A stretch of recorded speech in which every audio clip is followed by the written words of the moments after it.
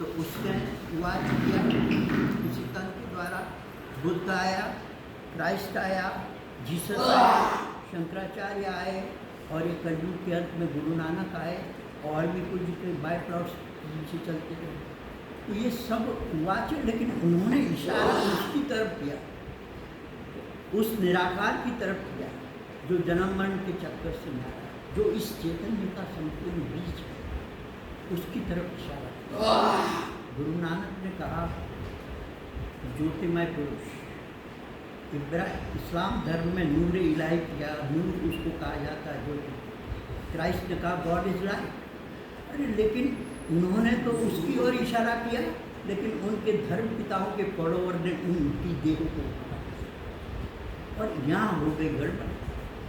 और इसलिए जो पावर सेंटर है, उस पावर सेंटर को पकड़ा नहीं और बीच में जो जिनको पकड़ लिया, तो वो इसलिए उनकी जो कैडर है वो भी डाउन हो गई। जिनको अपार सुख प्राप्त करना था सतयुग का और त्रेता का, वो सुख वो प्राप्त नहीं कर सके, क्योंकि द्वापर के अंदर तो 8 कला हो जाती है और 8 कला के अंदर जो धर्म पिता आते हैं उनकी कैटेगरीज भी जो है वो लिस्ट होती है। तो अब वो उनके धर्मों की पावर भी लिस्ट है और उनके जो धर्म ग्रंथ है। लेकिन दुर्भाग्य यह है कि जब नीचे देह भान में आ जाते हैं तो जो बेचारे ओरिजिनल देवता थे उस देह की मिट्टी में लिपटते लिपटते वो भी अपने स्वरूप को भूल जाते हैं। तो अब उनके स्वरूप को याद हो जाए तो वो सृष्टि का उस परम रथ को प्राप्त करता है जो राम वाली आत्मा, जिसलिए राम नाम सत्य कहते हैं ना।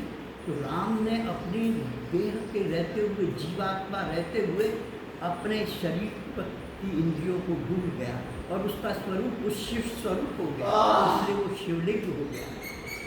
ऐसा जो स्वरूप है, तो वो जो परम पिता है, उस परम पिता आकर के अब उवाच है, तो उवाच तो फिर निराकार उवाच कैसे करेगा?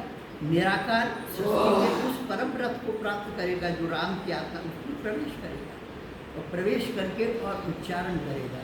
तो जो उच्चारण करेगा उसको सुनने वाले अपने अपने ढंग से, अपने अपनी कैपेसिटी के अनुसार, जिसकी बैटरी है उतना वो ग्रैप्स करेगा।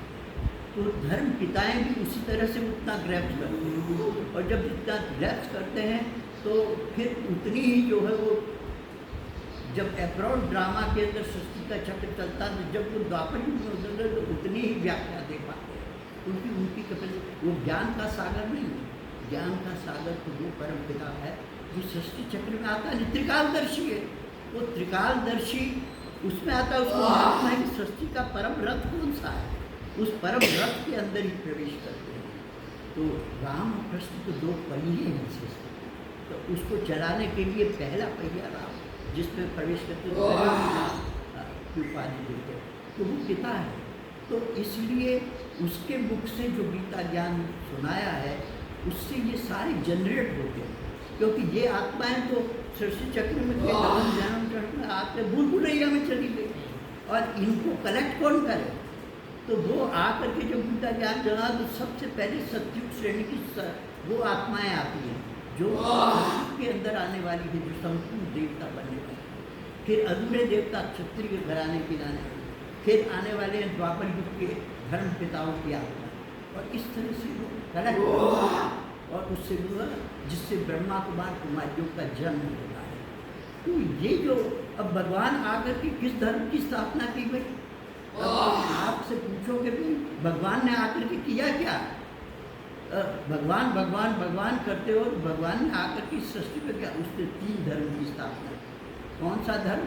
पहले ब्रह्मा मुख से गीता ज्ञान सुना करके और ब्रह्मा कुमारियों को जन्म दिया तो ब्राह्मण बने। तो पहले ब्राह्मण धर्म की स्थापना, यही ब्राह्मण सो देवता बनते हैं। जब ये योग लगाते लगाते संपूर्ण हो जाते तो संपूर्ण होते होते वो देवता बन जाते, तो देवता धर्म की स्थापना हो गई। और जब त्रेता में आए तो क्षत्रिय धर्म, तो 3 धर्म की स्थापना करता है।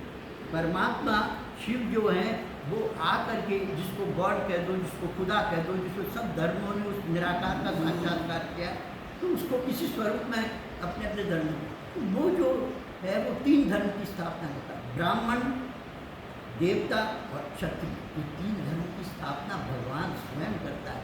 और ये जो तीन धर्म हैं उसमें ही सुख है, वो है अतीन्द्रिय सुख। सतयुग में अतीन्द्रिय सुख, द्वापर में 14 घड़ा का थोड़ा सा कम सुख, और ब्राह्मण में जब ब्राह्मण होता है तो वो उस स्वरूप को पहचानता, पुरुषार्थ करता है, और वो भी निराकारी स्टेज नंबरवार प्राप्त कर लेता है। तो जिसमें प्रवेश करता है वो योग लगाते लगाते लगाते लगाते शिव समान हो जाता है। तो जब शिव, अब यहाँ प्रॉब्लम क्या हुई, जो धर्म पिता थे ना, उन्होंने उस निराकार को तो मान लिया, जो जन्म मरण के चक्कर में नहीं आता उसको तो मान लिया, तो उससे योग उनका कंटिन्यू हुआ। वो निराकार से योग लगाते हैं, लेकिन गलती कहाँ हो गई कि जिसमें प्रवेश करता है वो पुरुषार्थ करके वो परम है, इसलिए वो पुरुषार्थ के योग से उस उच्चतम स्टेज को धारण करना कि वो जीव आत्मा रहते हुए भी निराकारी बन जाता है। दो आत्माएं हो गई, एक तो जन्म मरण के चक्कर में नहीं आने वाली, और दूसरा पुरुषार्थ करके निराकारी स्टेज अपने शरीर से ही प्राप्त करने वाली। तो दो आत्माएं हो गई कि नहीं? अब ये जो दो आत्माएं, तो योग का गड़बड़ कहाँ हो गया, वो धर्म पिताओं ने उसको तो पहचान लिया, उस निराकार को जो जन्म मरण के चक्कर से ना रहा, इसलिए लाइट लाइट लाइट, लेकिन वो जो जिसमें प्रवेश किया ना, उस वो निराकार बन जाए इस बात को नहीं माना, इसलिए डबल योग लिया। आत्मा के साथ शरीर है तो शरीर भी परम बनना चाहिए और आत्मा भी परम बननी चाहिए। ऐसा जो अविनाशी स्वरूप है वो स्वरूप उसको नहीं पहचाना, इसलिए धर्म पिताएं जितने भी आए वो द्वापर युग के अंदर उनकी एंट्री हो गई, वो स्वर्ग में नहीं आ सकते, और इसलिए स्वर्ग वगैरह ये नहीं है। इसलिए द्वापर जितने भी द्वापर युग में धर्म आए ने, उन्होंने सिर्फ उस निराकार को याद किया, तो उन्होंने जो है वो सिर्फ यही कहा कि मुक्ति, उन्होंने जीवन मुक्ति का अनुभव नहीं किया, जीवन मुक्ति का अनुभव नहीं किया, इसलिए वो सिर्फ जीवन रहते हुए उस जीवन मुक्त देवता थे, जीवन मुक्त क्षत्रिय थे, और ब्राह्मणों ने अतीन्द्रिय सुख प्राप्त किया गोपी वल्लभ की गोपी ने, क्योंकि उसने तो गीता ज्ञान डायरेक्ट सुना है, ब्राह्मणों ने गीता ज्ञान डायरेक्ट सुना, इसलिए यही फर्क हो गया। इसी फर्क को जानने के लिए निराकार को साकार के साथ जोड़ करके याद करना पड़ेगा, और इसलिए तुलसीदास जी ने कहा कि निर्गुण सगुण कुछ नहीं भेदा, कलयुग में आया, लेकिन वो राम की यात्रा तुलसीदास बन गए, और उसने, क्योंकि वो तो उस स्टेज की आता, इसलिए उसके मुख से जो निकल रहा है वो सही निकल रहा है कि निर्गुण सगुण कुछ नहीं देता।